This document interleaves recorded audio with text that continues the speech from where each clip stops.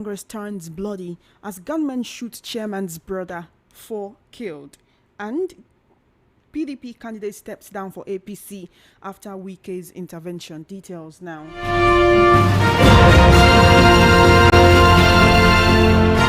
Thank you for staying tuned. A very tragic development has unfolded where no fewer than 11 persons have been confirmed dead after a massive tree fell on two commercial vehicles at the Awum Village Market Square in Udi local government area of Enugu State. The incident, which occurred at about 8:45 p.m. on Tuesday, involved a Toyota Hiace bus and a Sienna minivan. Confirming the unfortunate incident in a statement today, the State Police Public Relations Officer SP Daniel Undukwe said the victims were passengers who had boarded the vehicles from Old Park, Enugu, and were heading to various villages within the Awum Okpatu axis. According to the police, the vehicles had stopped at the market square to drop off some passengers when the tree collapsed on them. The Commissioner of Police, while commiserating with the families of the deceased and the Awum community, described the event as a tragic an unfortunate occurrence. He further issued a safety advisory to community leaders and residents across the state to be proactive in environmental maintenance. In another tragic development, several miners lost their lives in Kampani Zura community, Uwasa local government area of Plateau State, following a carbon monoxide leak in the early hours of today. Safiano Aruna, a miner in the area who confirmed the tragedy, added that more than 20 others who sustained injuries have been taken to a hospital in Wase town for treatment. Haruna explained that the incident happened at about 6:30 a.m. shortly after the miners returned from their morning prayers. Although authorities have not yet commented on the incident, residents reported that the local government area chairman attended the funeral prayers of the deceased. Meanwhile, President Bola Tinubu has signed the Electoral Act 2022 Repeal and Reenactment Bill 2026 into law. This follows the passage of the bill by the National Assembly on Tuesday after months of deliberations. We'll bring you more updates on this situation as it unfolds. Now, fresh violence broke out today during the ward and local government congresses of the All Progressives Congress in Ondo State, leaving several people dead and many injured. The crisis occurred in Idore local government area, involved an attack on engineer Raphael Adetime, the younger brother of the APC chairman in the state, Adetime. Reports from the community said armed men stormed the area and opened fire during the political exercise. The attackers allegedly mistook Raphael Adetime for the APC chairman due to their close resemblance. Confirming the incident, the party chairman said his brother was brutally assaulted and left unconscious. He disclosed that the assailants fired shots at him. When the bullet did not kill him, they used machetes and other sharp weapons on him repeatedly. Medical sources confirmed that Raphael Adetime remains in critical condition at a hospital in Akure, the state capital. Eyewitnesses said the violence did not stop with one victim. At least 4 other people were reportedly killed in different parts of the town as gunshots rang out and vehicles were set on fire. Several residents fled their homes in fear as chaos spread across Idori. Videos circulating on social media showed burning cars and damaged property, with crowds running for safety. Security operatives were later deployed to restore order, though tension remains high in the area. Local party members accused rival factions of sponsoring armed thugs to disrupt the Congress process. No official arrest has been announced as at the time of this report.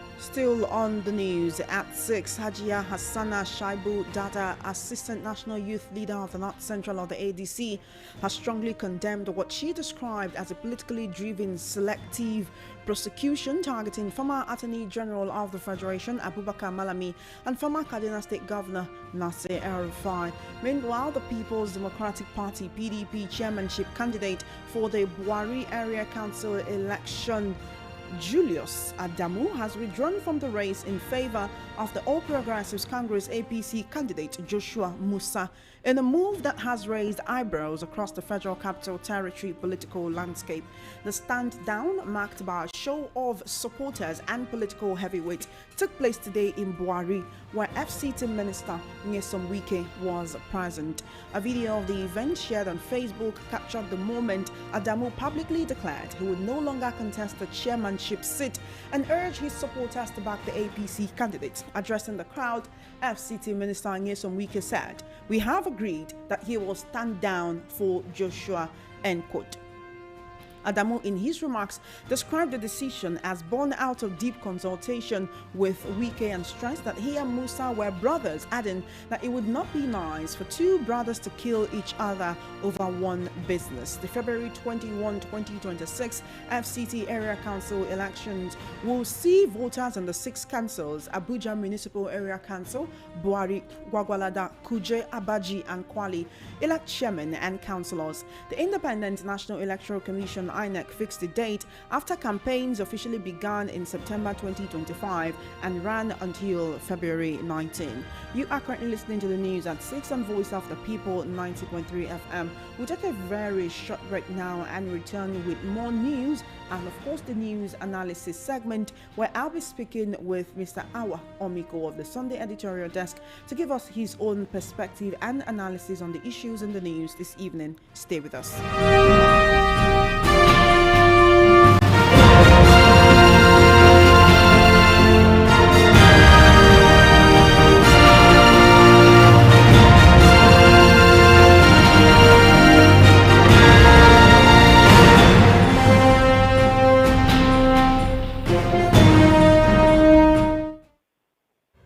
I've been joined by Mr. Awa Omiko. How are you doing today, sir? Good evening to you and welcome to the news. Oh, fine. Good evening. And you? I'm very well, thank you. It's good to have you here. Now, before we proceed on the news analysis segment, I'd like you to know that... Your voice. Can you hear me better now, sir? Okay. Is it better now? Yes, it's better now. All right. So Senator Aminu Waziri Tambuwal has accused the leadership of the Nigerian Senate of pushing through a section of the Electoral Act without proper amendment, despite strong objections from minority lawmakers. He was speaking in an interview with the BBC, and Tambuwal said there was tension on the Senate floor after opposition members demanded a review of the controversial section of the bill, but they were overruled. According to him, there was an initial proposal for INEC to adjust the notice period for elections from 360 days to 300 days. You saw what happened on the floor of the National Assembly yesterday. We are seeing more minority senators come out to tell us that it's not what they expected that happened on the floor of the Senate. There is a question that I've been asking, especially when issues like this come up. If the people who hold power, the people who are lawmakers, our legislators, cannot move things in the right directions for Nigerians, the way Nigerians want, you see they've been protesting in Abuja, then what is the hope? What is the fate of the ordinary Nigerian? You see, I wonder the quality. This goes back to the selection process or processes. You see that if the selection process and processes are faulty, these are some of the things we begin to see. Because by now we should be expecting to have a participatory democracy, a responsible and responsive lawmakers in a place where they start speaking from both sides of their mouth.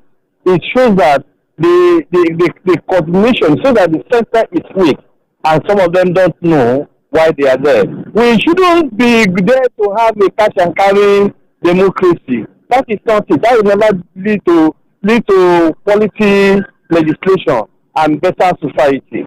Now, if the lawmakers themselves, I have started to say that some of those things are not what they moved in the house, it means that law must have been faulty, and it means that law is not going to stand. It's not going to stand the test of time, and it means that law must have been quickly attended to by the executive, either for ulterior motives or to satisfy certain section of the society. Then it means in the nearest future we are still going to go back to have an amendment, and instead of doing it now, we are pushing it to the future. Is like pushing it's like pushing the dying days ahead, and which we never do to our own policy, which is not to the good of our policy. So I would want, or maybe should I say, let the senators let them put those things together and represent and make sure that the House have a serious amendment to that. That is the only way out. Will that still be able to happen when the president has signed the bill into law? It's like the executive, the legislature, they've done what they want to do despite what Nigerians are asking for, and there's nothing anyone can do about it at this point. It's been signed into law. The provisions for the 2027 elections. You know, the lawyers, the judges equally have a way of making their own laws. You know what to say, and that becomes it. There could be a motion to that effect to make it to be suspended, and that is not the first time it's happening. Thank you. All right, then let's talk about something else, which is a scenario that we've seen playing out over and over again whenever we try to hold democratic gatherings in the country. But unfortunately, this affects the ruling party in Ondo State, whereby blood, death, tears, and mourning seem to mar the Congress that was taking place in Ondo State, where gunmen invaded the Congress. 4 people have been reportedly killed. In fact, they brutalized the Ondo APC chairman's brother, thinking he was the chairman. That's according to the report. So he was not the chairman, but he happened to be his brother. He was beaten and he was really brutalized. He literally at the verge of death right now, but of course he's responding to treatment in the hospital. Now, community reports say armed men stormed the area and opened fire during the political exercise. This begs a lot of questions. Can we not have any democratic exercise devoid of violence? Secondly, who is behind this attack? Whoever is behind that attack definitely armed the thugs who invaded the premises to carry out this mayhem. It would mean that there is someone within the political class who has access to arms and is importing them for their own evil benefits. Yes. You see, I expect this to happen, and there's still going to be more of it that will happen. Because when you want to make Nigeria a one-party state, what do you expect? They'll be struggling for particular positions and seats. And it is this rigmarole for this is just in an attempt to get some of these positions that are making them to do all this.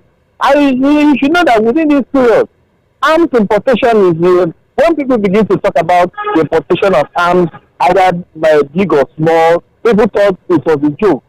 And this is what the politicians are actually going to use it for. Be that as it may, it goes back to our elective processes and our selective processes. When political education is poor and weak, and the system itself, the structures that should bring out these things are not there. Where are the platforms? There ought to have been a platform for you to say, if you are going to going to contest for this position or that position, this must be a way, this must be the things needed, this must be the procedure, and this must be the caliber of people that will be at such a place. And in a situation where we have allowed corruption at the highest level, and from the highest to the lowest level, to destroy those structures. This is what we're supposed to say. Where are the security men? Where are our security architecture? Why would they even allow South? Because at the end of the day, they will describe those people as South. Why would they allow South to come to the people? You can never get the best to rule. And we can never amount to anything because it's just like taking us back to square one. Now, who gave them those guns? Last time, yesterday I was a few days I was on your radio. I said those guns don't just come from above. Every gun has the designer, the maker, the country where they are coming from. Even if they are locally made guns, there are people that can identify the babas that are involved in making these local guns. So those things don't just come from the thin air, neither do they come from Mars. They are made by people. And where are the security men to investigate all this? Where are the people to say this is a man, this is an importer, let him come into it and let get them arrested and get them tried? So where are they? But simply because we are in a system where the judiciary is cash and carry, and where policies like this, where our security structure are very weak than what you expect. You get a criminal today, next day you see him in the street and coming back.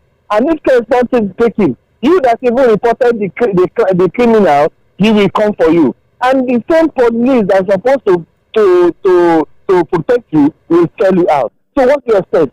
And that is why it's like we're in a ghetto. We're in a system where nothing seems to work. We have the best of policies, the best of programs, and we have the best of men, and yet nothing seems to work because the structures are weak and the selective processes are very, very poor. And that is why we have the caliber of leaders we are having today, which when people look at Nigeria, they describe it as a sorry state. Thank you.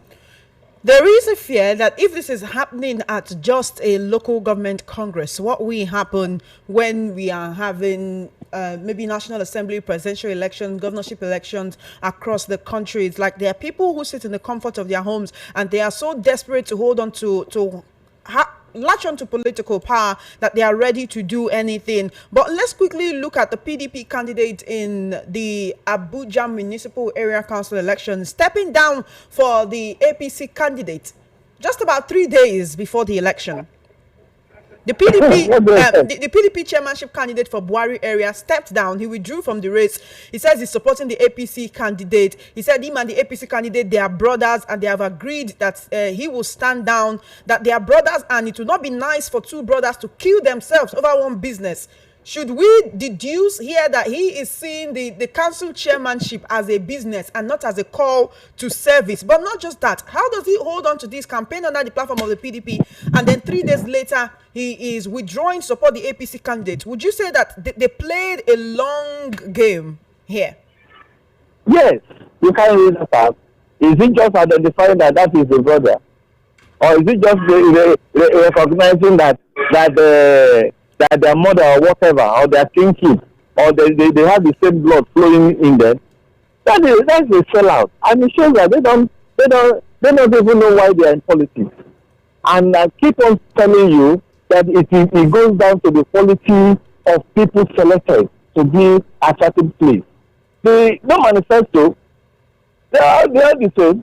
It's just tomato and pepper. In fact, tomato. Tomato just and tomato no. That's just what we have. Only name of party changes. It's just the same. There's no still there was a place where there's a manifesto. You will know that you are going there to defend and support your manifesto, make things work.